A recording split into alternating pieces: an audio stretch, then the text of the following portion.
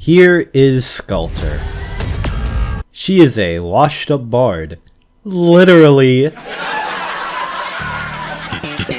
Being the 6-star of a pretty quirky branch, she hosts a unique skill set that other supporter operators don't have. Let's take a deeper dive into her kit. Amiya, I just did some calculations on our inventory, and why the hell are we missing 100,000 LMD? Are you buying Fumos again? Okay, then what's with this random disappearance of money? Seriously? Oh my god. Let's go talk to her then. Skalter, aka Skadi the Corrupting Heart, is a supporter operator of the Bard branch. This means she heals operators just by existing, which is a similar relationship to Amber from Genshin Impact and me. If it isn't shoved down your throat already, her straight healing is a passive healing, which means yes, she can heal operators such as Mudrock and Helliger. Her range is a diamond shape similar to Texas S2. Bard range kinda sucks, but she gets around it with her talent that I'll mention later. She has a low attack and defense stat as well as a low DP cost, but these are things that are normal for the Bard branch since they just buff other operator stats based on their own stats. Skalter's first talent gives her a Seaborn that you can place on any usable tile. The Seaborn acts as an extension of her range. This talent fixes a range issue she has, and it comes in really handy when you can place it anywhere on the map, effectively giving Skalter pseudo-global range. The Seaborn expands Skalter's influence to become map-wide, which is especially useful for her skills. Her second talent gives her more attack when there are allies in her range. It gives her even more attack if the ally is an Abyssal Hunter such as Gladia, Spectre, or Andriana. Since you'll always be using Skalter with other operators, this talent will practically always be procced. It's a nice boost to her stats, but nothing too impactful. People tend to overlook Skalter's 4th and 5th potentials, which give her even more attack. While another 27 attack added onto her stats, or another 3% on top of her second talent doesn't seem like much, these potentials become much more significant when you're trying to buff operators with fast attack intervals. The 4th potential is worth about 40 levels, and the 5th is around 20 levels. This means if you have your Skalter maxed and at potential 5, you essentially have a level 150 Skalter instead of a level 90. Now, all of this is hypothetical, right? Because she's not real. I refuse to believe that anyone would be unlucky enough to pull 300 times for a limited Alter Skadi and get 6 copies of the operator they didn't want, including 2 other off-banner 6-stars. It'd be super crazy if they also had to spark her from the 300 rolls they did on the banner. I'm so happy. Like, how wild is that? I don't think that would ever happen to anybody playing Arknights, so therefore, Skadi the Corrupting Heart doesn't exist. I don't want to spark, I don't want to spark. But theoretically, if she were to exist, these would be her talents and trait. Skadi the Corrupting Heart's first skill increases her max HP and trait effect by a lot, and makes it so that whenever an operator inside her range takes damage, the damage will be shared evenly between the operator and Skalter, basically making both of them take 50% of the original damage. A lot of people sleep on this skill since it's purely defensive, but this skill has some very interesting uses. First of all, her trait gets increased to 8 times its effectiveness at M3, meaning that the healing is super strong. Remember that bit of how Skalter's healing is passive healing? Well, she can also heal summons and Nightingale cages. Where is this applicable, you ask? Honestly, not really anywhere. I mean, I guess if you were hypothetically trying to do max risk on Contingency Contract 7 where there was a hypothetical boss named Free that hypothetically did arts attacks from across the map that hypothetically dealt lots of damage, and you hypothetically bait these attacks with Nightingale cages and heal them by rotating Suzerain S3 and Skalter S1, but this is all hypothetical, of course. It's nothing actually applicable. Another reason this skill pops off is its unique ability to share damage between Skalter and the operator taking damage. Take Hoshiguma for example. Even with her third skill, she can't stop Patriot's phase 1 attacks because his attack deals 2,720 damage. 4 times. Now add Skalter S1, and wow, now she can take those hits. Since she absorbs damage from the allies in her range while also healing them, the healing on her trait is basically multiplied by how many bodies she's soaking damage for, which makes the survivability on this skill even more cracked.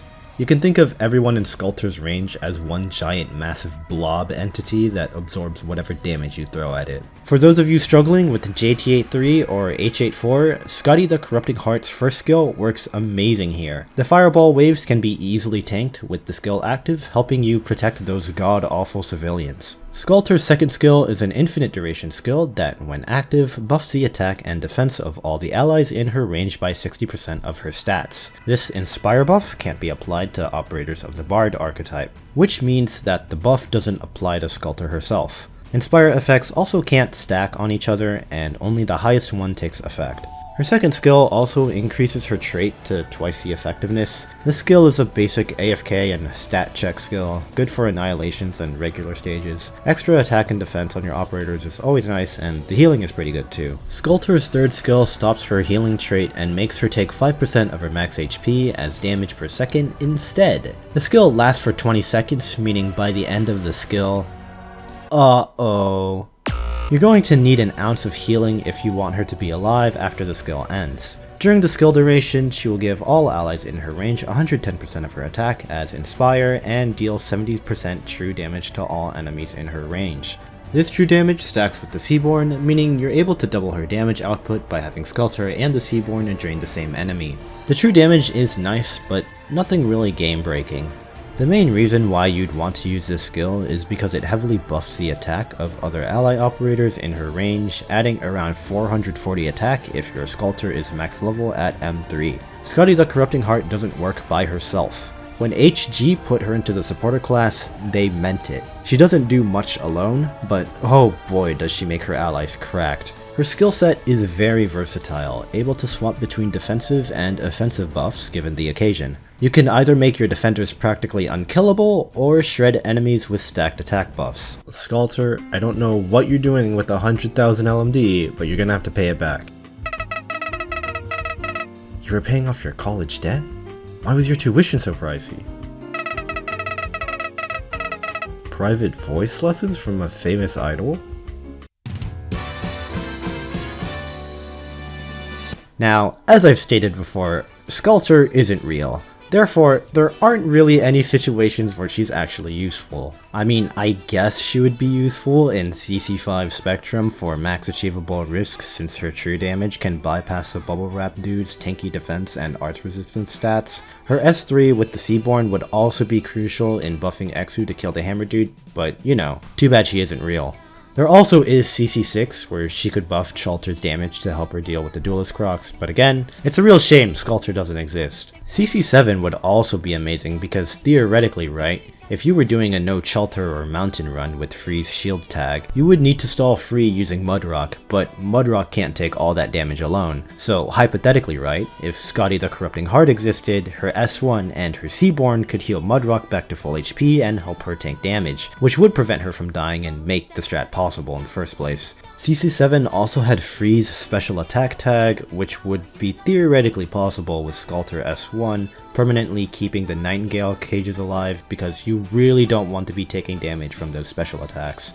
Notice how some of these hypothetical high-risk CC clears had Skalter across the map while they used her Seaborn to buff another area of the map. These theoretical examples should emphasize how important her Seaborn is to her kit. Pseudo-global range allows her to be extremely versatile.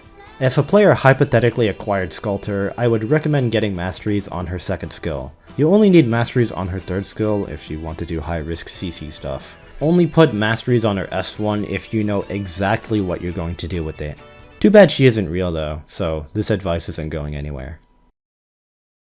Oh boy, what a wonderful day to play Arknights. I can't wait to log into my account and start doing my dailies. I had a horrible dream last night that I spent 300 pulls to spark Skalter, but thankfully it was just a dream.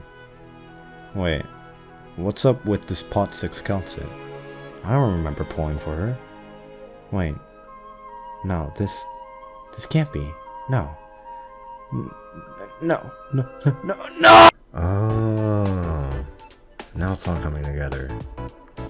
Skalter or Sora, I don't care who it is, but you guys need to give up 100k LMD.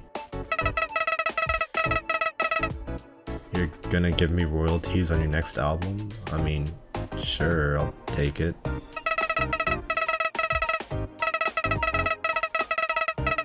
Oh, you're in the middle of recording right now. Yeah, I'd love to hear it.